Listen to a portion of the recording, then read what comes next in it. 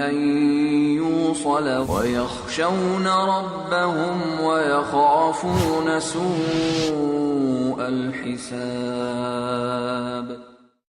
السلام علیکم ورحمۃ اللہ وبرکاتہ۔ ناظرین کرام، ایک بار پھر میں آپ کی خدمت میں حقوق العباد موضوع لے کر کے حاضر ہوں۔ اس سے قبل کی مجلس میں نے غیر مسلموں کے حقوق کے تعلق سے کچھ باتیں ذکر کی تھیں۔ میں نے بتلایا تھا کہ غیر مسلموں کی 4 قسمیں ہیں۔ پہلی قسم ہے حربی، دوسری قسم ہے مستامن، تیسری قسم ہے معاہد اور چوتھی قسم ہے ذمی۔ اگر حربی ہمارے خلاف برسر پیکار نہیں ہے، ہم سے لڑائی نہیں کرتا ہے، تو ایسی صورت میں پھر اس کے ساتھ وہی معاملات انجام دیے جائیں گے جو ایک مسلمان کے ساتھ انجام دیے جاتے ہیں، یعنی اس کے ساتھ حسن سلوک کیا جائے گا، اس کی بیماری کے اندر، اسی طریقے سے اور دیگر امور کے اندر اس کی مدد کی جائے گی اور اس کا خیال کیا جائے گا، کیونکہ یہ انسانی تقاضا ہے اور انسانی تقاضے کی وجہ سے ہماری ذمہ داری بنتی ہے کہ ہر ایک امور میں ہم ان کی مدد کریں۔ اسی طرح نمبر 2 ہے مستعمن۔ مستعمن کہتے ہیں اس کافر کو جو مدد طلب کر کے اور امان طلب کر کے ہمارے ملک اور ہماری بستی کے اندر زندگی گزارنے کی کوشش کرے۔ اگر کوئی کافر ہم سے امان طلب کرتا ہے اور پناہ مانگتا ہے تو ایسی صورت میں پھر شریعت اسلامیہ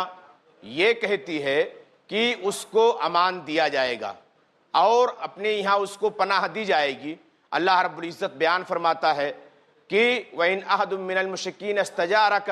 فَأَجِرْهُ حَتَّى يَسْمَعَ كَلَامَ اللَّهِ، کہ اگر مشرکوں میں سے کوئی تم سے پناہ طلب کرتا ہے تو ایسی صورت میں پھر تم اس کو پناہ دے دو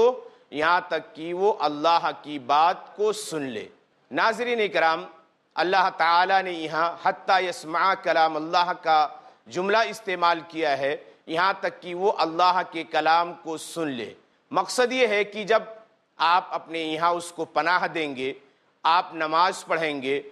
قرآن مجید کی تلاوت کریں گے اور دیگر دینی احکامات کو انجام دیں گے، تو ہو سکتا ہے کہ وہ انہیں دیکھ کر کے اس کے دل کے اندر ایک محبت پیدا ہو اور وہ بھی دائرے اسلام کے اندر داخل ہونے کی کوشش کرے۔ تو اگر مستعمن ہے، ہم سے امن طلب کر رہا ہے، تو ایسی صورت میں پھر ہماری ذمہ داری بنتی ہے کہ ہم ان کو امان دیں۔ امن کے تعلق سے ایک بات ہمیں اور ذہن کے اندر رکھنی ہے کہ اگر کوئی بھی مسلمان کسی بھی کافر کو، مستعمن کو پناہ دے دیتا ہے تو اس ایک مسلمان کے پناہ دینے کی وجہ سے تمام مسلمانوں کی ذمہ داری بنتی ہے کہ وہ اس کو پناہ دیں، اس کے ساتھ چھیڑ چھاڑ کا معاملہ نہ کریں، اس کے ساتھ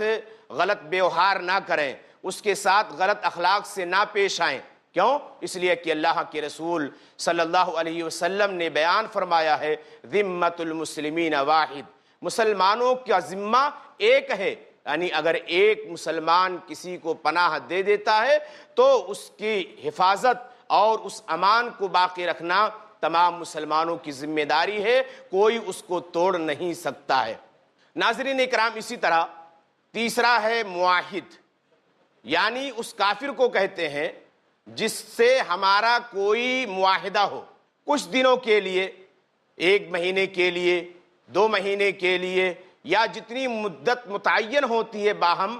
دونوں طرف سے، اتنے دن کے لیے اگر ہم معاہدہ کرتے ہیں اور وہ ہم سے معاہدہ کرتا ہے تو ایسی صورت میں پھر ہماری ذمہ داری بنتی ہے کہ ہم اس عہد کے اوپر قائم رہیں جب تک کا معاہدہ ہوا ہے۔ شرط یہ ہے کہ نہ وہ اسلام کے خلاف کچھ کہتا ہو، نہ اسی طریقے سے مسلمانوں کے خلاف کوئی بات اپنی زبان سے نکالتا ہو، نہ اسی طریقے سے دین اسلام کا استخفاف کرتا ہو، اور نہ اس کی تعلیمات کے تعلق سے کوئی بات کہتا ہو۔ اللہ رب العزت قرآن مجید کے اندر فرماتا ہے إِلَّا الَّذِينَ عَاهَدتُّم مِّنَ الْمُشْرِكِينَ ثُمَّ لَمْ يَنقُصُوكُمْ شَيْئًا وَلَمْ يُظَاهِرُوا عَلَيْكُمْ، اللہ تعالیٰ کہتا ہے کہ ان لوگوں کو چھوڑ کر کے جن مشرکوں نے تم سے عہد و پیمان کیا ہے اور پھر وہ کچھ کمی نہیں کرتے ہیں، تمہارے خلاف کسی کی مدد نہیں کرتے ہیں، تو جہاں تک مدت متعین ہوئی ہے، جہاں تک عہد و پیمان ہوا ہے، اس کو آپ تمہارے اوپر پورا کرنا لازم اور ضروری ہے۔ اللہ تعالیٰ متقیوں کو پسند کرتا ہے۔ یہاں ان اللہ یحب المتقین کہا کہ اللہ متقیوں کو پسند کرتا ہے، یعنی عہد و پیمان کو نبھانا اور اس کو پورا کرنا یہ بھی تقوی کی علامت ہے۔ اسی لیے کہا گیا کہ اگر کسی انسان خاص طور سے کافر سے معاہدہ ہے ایک مدت تک کے لیے اور وہ اپنی طرف سے اس کو توڑتا نہیں ہے، تو ایک مسلمان کو چاہیے کہ اپنے تقوی کی حفاظت کرتے ہوئے اس عہد و پیمان کے اوپر قائم رہے اور کسی بھی طرح سے اس کو نقصان پہنچانے کی کوشش نہ کرے۔ ناظرین، اگر معاہد شخص کسی قسم کی کوئی کمی نہیں کرتا ہے، کوئی کوتاہی نہیں کرتا ہے، ہمارے خلاف کسی کو ابھارتا نہیں ہے، تو ایسی صورت میں پھر اگر کوئی آدمی اس کو قتل کر دیتا ہے تو وہ گنہگار ہوگا۔ اللہ کے رسول صلی اللہ علیہ وسلم نے بیان فرمایا، من قتل معاہدا لم یرح رائحۃ الجنہ، کہ جس نے کسی معاہد کو قتل کیا وہ جنت کی بو نہیں پا سکے گا، حالانکہ اس کی بو 40 سال کی دوری سے پائی جا سکتی ہے۔ یہ اللہ کے رسول صلی اللہ علیہ وسلم کا واضح فرمان ہے معاہد کے سلسلے میں، کہ جس کافر سے، جس غیر مسلم سے ہمارا عہد و پیمان ہو، اس عہد و پیمان کو جہاں تک متعین ہے جس مدت تک کے لیے اس کو پورا کرنا لازم اور ضروری ہے۔ اگر ہم اس کو توڑتے ہیں تو ایسی صورت میں پھر ہم گنہگار ہوں گے، اور اگر قدر کرتے ہیں تو ہم جنت کی بو نہیں پا سکتے ہیں، اس کی خوشبو ہم کو نہیں مل سکتی ہے۔ اسی طرح چوتھا آدمی ہے ذمی۔ ذمی کہتے ہیں اس شخص کو جو اسلامی مملکت کے اندر ٹیکس اور جزیہ ادا کر کے وہاں پر رہنا چاہے۔ اگر کوئی آدمی اسلامی مملکت کے اندر ٹیکس اور جزیہ ادا کر کے زندگی گزارنا چاہتا ہے تو ایسی صورت میں پھر اسلامی مملکت کے حکمراں کی یہ ذمہ داری ہے کہ ہر اعتبار سے وہ اس کی حفاظت کرے، اس کے مال کی، اس کی عزت و آبرو کی، اس کے جسم و جان کی، ہر ایک طرح سے اس کی حفاظت کرے، اور اسی طرح سے جس مذہب کا وہ عقیدہ رکھتا ہے اس اعتبار سے ان کے اوپر حدود بھی قائم کرے، اور کبھی بھی ان کو ایذا رسانی پہنچانے کی کوشش نہ کرے، اس لیے کہ وہ ٹیکس ادا کر رہا ہے اور ٹیکس ادا کر کے آپ کے امان میں ہے، آپ کے ماتحت میں ہے۔ اب آپ کے ماتحت میں ہے، آپ کا رعایا ہے، تو آپ کی ذمہ داری بنتی ہے کہ ہر اعتبار سے آپ اس کی حفاظت کریں۔ اسی کے ساتھ ساتھ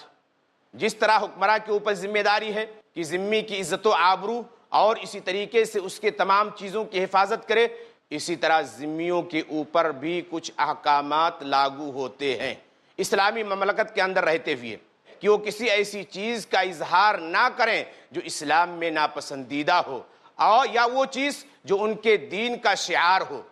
اسی طرح کہ اپنے شاعر، دین کا احترام اور دیگر اس قسم کی چیزیں جن میں تبلیغ و دعوت کا پہلو پایا جاتا ہو، اسلامی ملک کے اندر رہتے ہوئے اس کا انجام دینا ان کے لیے درست نہیں ہے، اس کی اجازت نہیں ہے۔ تو یہ ذمیوں کی ذمہ داری ہے، جس طرح ایک رعایا کی ذمہ داری ہے، اور ان کے حقوق بھی ذکر کیے گئے ہیں، ان کے ساتھ ہمیں اسی طرح کا معاملہ کرنا ہے۔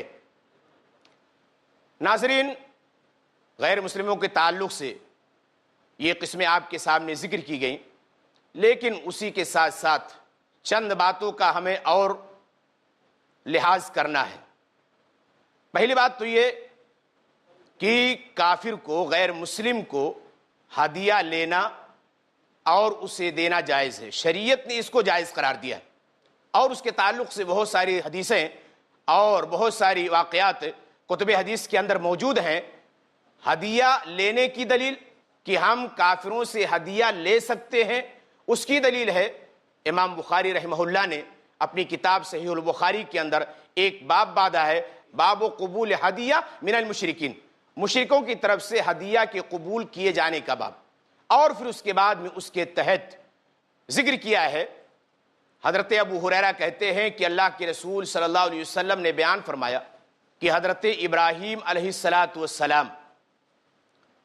جب اپنی بستی چھوڑ کر کے ہجرت کرنے پر آمادہ ہوئے اور مصر کا راستہ لیا، تو راستے میں ایک جابر و ظالم بادشاہ پڑتا تھا۔ اس کا یہ معمول تھا کہ کسی بھی خوبصورت عورت کو دیکھتا تو اپنے حواریوں اور اپنے مواریوں کے ذریعہ اس کو حاصل کرنے کی کوشش کرتا تھا۔ اس کے جو ذمہ دار تھے یا اسی طریقے سے اس کی جو رعایا تھی ہمیشہ اس بات کو دھیان میں رکھتی تھی کہ اگر کوئی مسافر گزر رہا ہو، کوئی شخص گزر رہا ہو، اس کے ساتھ کوئی خوبصورت عورت ہے تو ایسی صورت میں پھر اس کے سامنے پیش کرنے کی کوشش کرتے تھے، یہ اس کا حکم تھا۔ حضرت ابراہیم علیہ السلام بھی وہاں سے گزرے، اس ظالم و جابر بادشاہ کو پتہ چلا کہ ایک آدمی آیا ہوا ہے، اس کے ساتھ ایک خوبصورت عورت ہے۔ حضرت ابراہیم علیہ السلام کو بلایا، حضرت ابراہیم علیہ السلام گئے اور اس کے بعد میں پھر پوچھا کہ یہ تمہاری کون ہے؟ حضرت ابراہیم علیہ السلام نے کہا کہ میری بہن ہے۔ اور اس کے بعد میں پھر جب وہاں سے واپس آئے تو حضرت سارہ رضی اللہ تعالی عنہا سے کہا کہ دیکھو میں اس طرح کہہ کر کے آیا ہوں، اگر بادشاہ وقت تم کو بلائے گا اور تم سے پوچھے گا تو یہی کہنا کہ ہاں وہ ہمارے بھائی ہیں۔ کیوں؟ اس کی وجہ یہ ہے کہ بر وقت دنیا کے اندر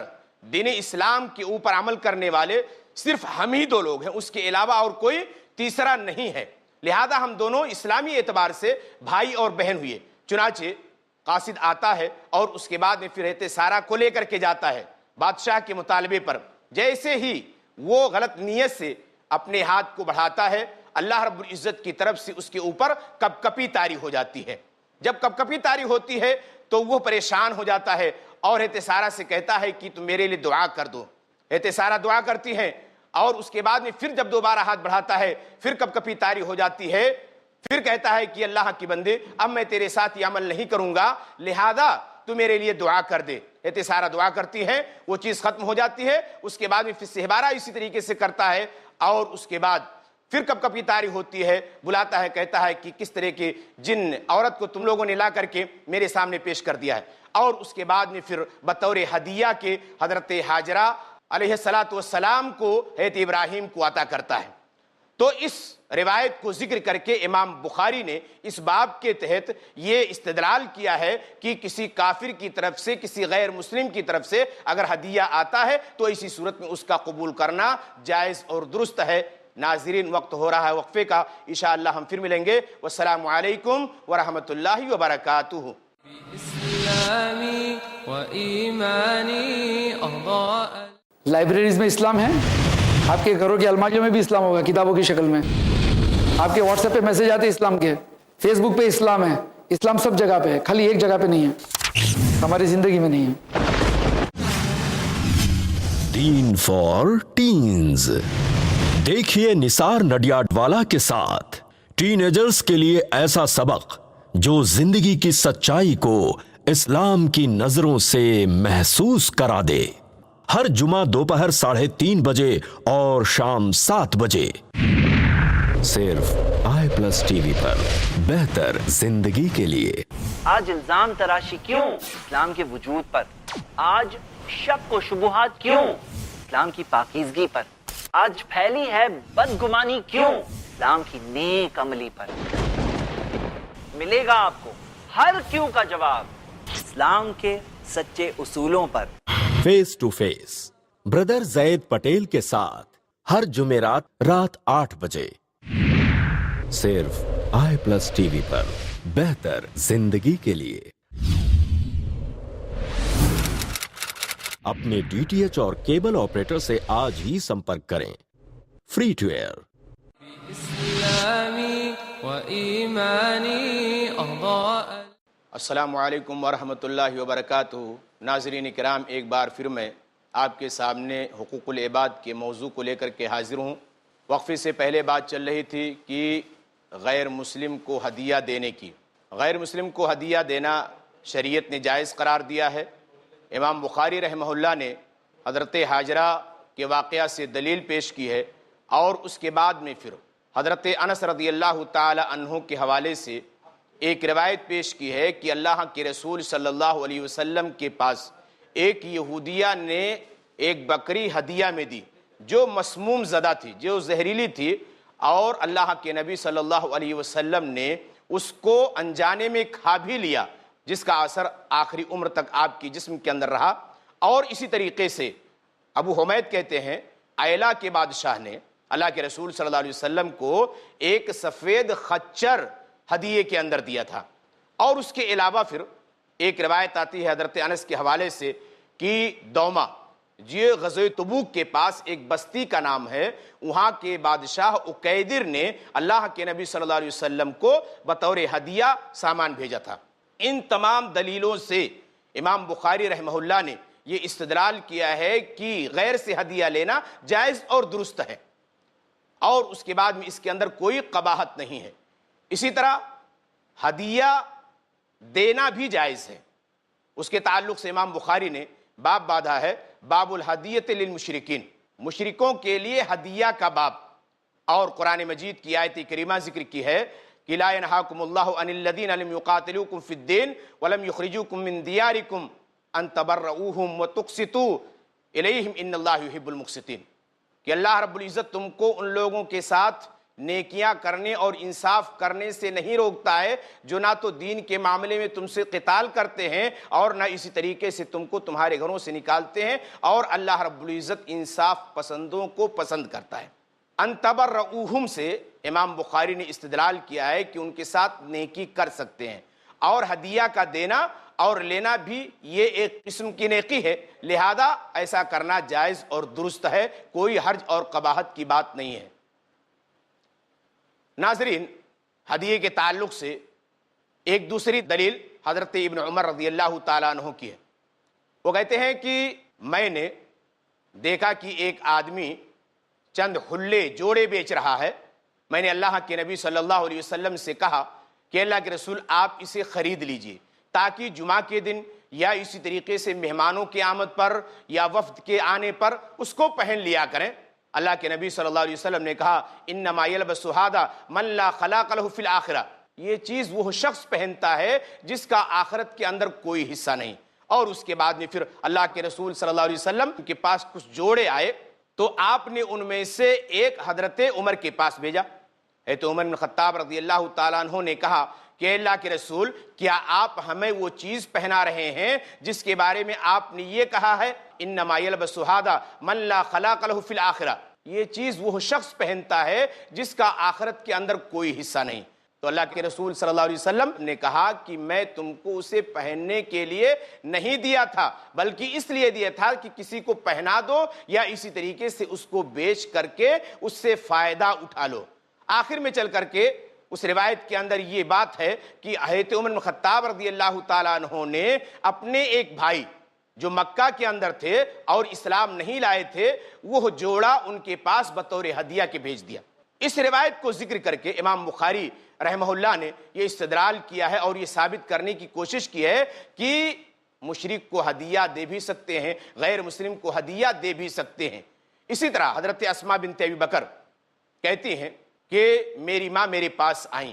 اس وقت وہ مشرکہ تھیں، میں نے اللہ کے نبی صلی اللہ علیہ وسلم سے کہا کہ اللہ کے رسول میری والدہ میرے پاس آئی ہیں، آپ اس کے بارے میں ہمیں کیا حکم دیتے ہیں؟ اللہ کے نبی صلی اللہ علیہ وسلم نے ان سے کہا کہ ان کے ساتھ صلہ رحمی کرو اور اسی طریقے سے ان کے کھانے پینے اور تمام چیزوں کا انتظام تم کر سکتی ہو، کوئی حرج کی بات نہیں ہے۔ تو ان کے ساتھ صلہ رحمی کرنے کا حکم دیا اللہ کے رسول صلی اللہ علیہ وسلم نے۔ اس سے بھی استدلال کیا امام بخاری نے کہ غیر مسلم کو ہدیہ دینا جائز اور درست ہے، حتیٰ کہ اگر وہ ہدیہ اہل کتاب کی طرف سے ہو تو اس کے کھانے کو بھی جائز قرار دیا گیا ہے۔ اور دلیل پیش کی گئی ہے وَطَعَامُ الَّذِينَ أُوتُوا الْكِتَابَ حِلٌّ لَكُمْ، اور اہل کتاب کا کھانا یہ تمہارے لیے حلال ہے۔ اسی طریقے سے ایک روایت ذکر کی جاتی ہے کہ اللہ کے نبی صلی اللہ علیہ وسلم کو ہدیہ دیا گیا تو آپ نے اسے تناول فرمایا۔ ناظرین، غیر مسلموں کے تعلق سے اس بات کو بھی ہمیں ذہن میں رکھنی ہے کہ ان سے ہدیہ لینا اور ان کو ہدیہ دینا جائز اور درست ہے۔ ناظرین کرام، اسی طرح اگر ہمارے یہ قومی بھائی وقتی طور پہ ہم سے صلح کرنا چاہتے ہیں کسی معاملے میں، تو ایسی صورت میں پھر ان سے صلح کرنا بھی صحیح ہے۔ اللہ رب العزت نے قرآن مجید کے اندر فرمایا وَإِن جَنَحُوا لِلسَّلْمِ فَاجْنَحْ لَهَا، اگر وہ صلح کے لیے جھکتے ہیں تو تم بھی جھک جاؤ اس کے لیے، وَتَوَكَّلْ عَلَى اللَّهِ، اور اللہ کے اوپر بھروسہ کرو، إِنَّهُ هُوَ السَّمِيعُ الْعَلِيمُ، وہ سننے والا جاننے والا ہے۔ وَإِن يُرِيدُوا أَن يَخْدَعُوكَ فَإِنَّ حَسْبَكَ اللَّهُ، اور اس صلح کے ذریعے اگر وہ تم کو دھوکہ دینا چاہتے ہیں تو اللہ تمہارے لیے کافی ہے۔ اللہ رب العزت اس آیت کریمہ کے اندر یہ بتلانا چاہتا ہے کہ اگر کوئی غیر مسلم آپ سے صلح کے اوپر آمادہ ہے، آپ سے بات چیت پر آمادہ ہے کہ کچھ دنوں کے لیے ہم باہم صلح کر لیں، تو ایسی صورت میں پھر ایک مسلمان کو چاہیے کہ اس صلح کے اوپر آمادہ ہو جائے۔ ہاں اگر اس کے دل کے اندر یہ ڈر اور خوف پیدا ہوتا ہے کہ کہیں آگے چل کر کے ایسا نہ ہو کہ یہ وعدہ خلافی کر جائے یا صلح کو توڑ دے، اللہ رب العزت کہتا ہے تمہیں اس پر ڈرنے کی کوئی ضرورت نہیں ہے۔ کیوں؟ اس لیے کہ اللہ تمہارے لیے کافی ہے۔ جس طرح اور دیگر موقعوں پر تمہاری مدد کی ہے، اسی طرح اس وقت بھی اللہ رب العزت تمہاری مدد فرمائے گا، لہذا ڈرنے کی ضرورت نہیں ہے۔ اگر اس صلح کے اوپر آمادہ ہوتے ہیں تو ان سے صلح کر سکتے ہو۔ اسی لیے آپ دیکھیں کہ صلح حدیبیہ کے موقع پر جب اللہ کے رسول صلی اللہ علیہ وسلم خانہ کعبہ کی زیارت کے لیے جا رہے تھے اور اس کے بعد میں مشرکین مکہ نے آپ کو تھوڑی دور پر روک دیا، بعد میں چل کر کے دونوں طرف سے باہمی مشورے ہوئے تو صلح کے اوپر آمادگی ظاہر کی گئی۔ اللہ کے نبی صلی اللہ علیہ وسلم صلح کے اوپر تیار ہو گئے اور صلح لکھی بھی گئی، اور اس کے بعد میں پھر جب سن 7 ہجری میں اللہ کے نبی صلی اللہ علیہ وسلم اپنے وعدے کے مطابق مکہ زیارت کے لیے گئے اور 3 دن کا وعدہ تھا، جب 3 دن پورا ہو گیا تو قریش کے لوگ، مکہ کے لوگ حضرت علی بن ابی طالب رضی اللہ تعالیٰ عنہ کے پاس آتے ہیں اور کہتے ہیں کہ اپنے ساتھی سے کہو، اپنے سردار سے کہو کہ 3 دن کا وعدہ تھا اور صلح تھی، لہذا اب وقت ختم ہو گیا ہے۔ حضرت علی رضی اللہ تعالیٰ عنہ آ کر کے اللہ کے رسول صلی اللہ علیہ وسلم سے بیان کرتے ہیں، اللہ کے رسول کہتے ہیں ہاں ٹھیک ہے، اور اس کے بعد میں پھر آپ وہاں سے کوچ کر کے مدینہ چلے جاتے ہیں۔ تو یہ روایتیں اس بات کے اوپر دلیل ہیں کہ اگر مشرکین کی طرف سے، غیر مسلموں کی طرف سے کسی چیز پر صلح کی آمادگی ہوتی ہے تو ایسی صورت میں پھر ہم کو صلح کرنا ہے، اور اگر ہم صلح کر لیتے ہیں، ان کی طرف سے کسی قسم کی کوئی شرارت نہیں ہوتی ہے، تو ایسی صورت میں پھر ہمیں اس کو پورا کرنا بھی ہے، جیسا کہ اللہ کے رسول صلی اللہ علیہ وسلم نے پورا کیا۔ آپ کو بتایا گیا کہ 3 دن پورا ہو گیا ہے، لہذا آپ یہاں سے اب جا سکتے ہیں، آپ اپنے وعدے کے مطابق وہاں سے واپس چلے آئے۔ اسی طرح ناظرین، اگر کوئی غیر مسلم یا اپنا کوئی قومی بھائی ہمارے سامنے آ کر کے چھینکتا ہے اور وہ اللہ کی بڑائی بیان کرتا ہے تو ایسی صورت میں اس کے جواب میں یہدیکم اللہ و یصلح بالکم کہہ سکتے ہیں۔ کیوں؟ اس لیے کہ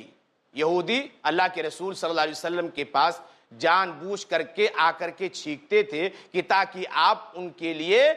تعریف کریں اور اسی طریقے سے لیے ان کے لیے سلامتی کی دعا کریں، لیکن اللہ کے رسول صلی اللہ علیہ وسلم ان کے لیے سلامتی کی اور رحمت کی دعا نہ کر کے کہتے تھے یہدیکم اللہ، اللہ تمہیں ہدایت دے، وہ یصلح بالکم، اور تمہاری حالت کو درست کرے۔ تو اس طرح ان کے ساتھ کرنا جائز ہے، کوئی قباحت کی بات نہیں ہے۔ لیکن ناظرین، اسی کے ساتھ ساتھ کچھ چیزیں ایسی بھی ہیں کہ جن کو انجام دینے سے شریعت نے ہمیں روکا اور منع کیا ہے۔ مثال کے طور پہ شریعت اسلامیہ کا یہ حکم ہے کہ کوئی بھی مومنہ عورت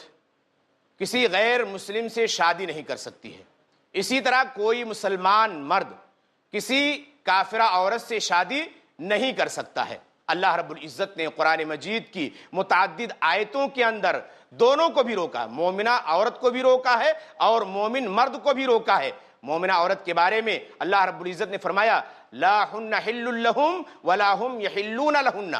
کہ یہ مومنہ عورتیں نہ تو ان کے لیے حلال ہیں اور نہ وہ ان مومنہ عورتوں کے لیے حلال ہیں۔ اسی طرح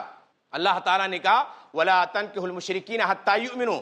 اور ان مشرکوں سے تم اپنی عورتوں کی، اپنی بچیوں کی شادی نہ کر دو، اور اس کے بعد میں کہا وَلَعَبْدٌ مُؤْمِنٌ خَيْرٌ مِّن مُشْرِكٍ، ایک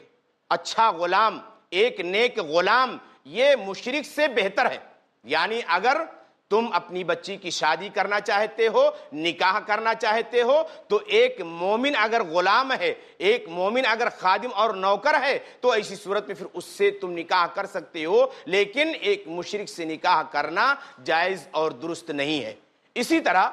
مسلمان مردوں کے بارے میں اللہ رب العزت نے فرمایا کافرہ عورتوں کی عزت و آبرو تم اپنے